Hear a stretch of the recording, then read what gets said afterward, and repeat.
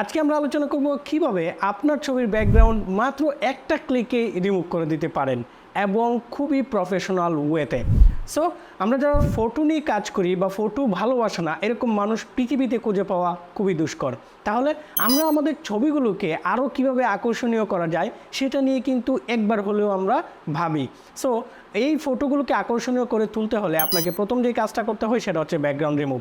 আর আমরা যারা ফটোশপে কাজ করি, ফটোশপে ব্যাকগ্রাউন্ড রিমুভ করতে হলে সাবজেক্ট থেকে অবজেক্ট অথবা অবজেক্ট থেকে সাবজেক্ট আলাদা করার জন্য যে মাস্কিং করতে হয়, এর যে বিরক্তিকর প্যারা, এই প্যারার যন্ত্রণায় ফটোশপই ছেড়ে দিতে মন চায়।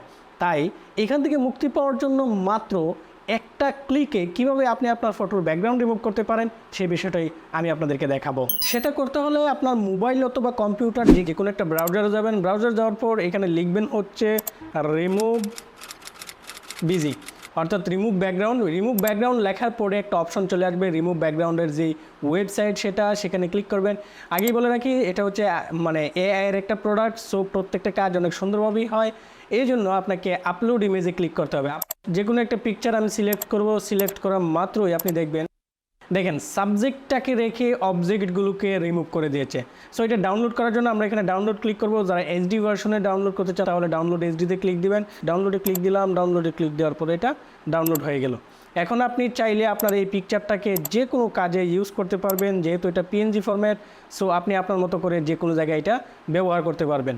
সো এভাবে করে আপনি আপনার ছবির ব্যাকগ্রাউন্ডগুলো খুব সহজেই রিমুভ করে দিতে পারেন। আমি বিশ্বাস করি এই ভিডিওটা আপনার একটু হলেও উপকারে আসবে। আর যদি উপকারে আসে তাহলে আমাদের ভিডিওতে একটা লাইক করবেন, কমেন্ট করে আমাদেরকে বলবেন যে আপনি কী টাইপের ভিডিও চান, আর সাবস্ক্রাইব করে আমাদের সঙ্গে থাকবেন। ভালো থাকুন সবাই, দেখা হবে পরবর্তী কোনো ভিডিওতে, পরবর্তী কোনো টপিকস নিয়ে। ততক্ষণ আমাদের সঙ্গেই থাকুন। Till then take care. আসসালামু আলাইকুম।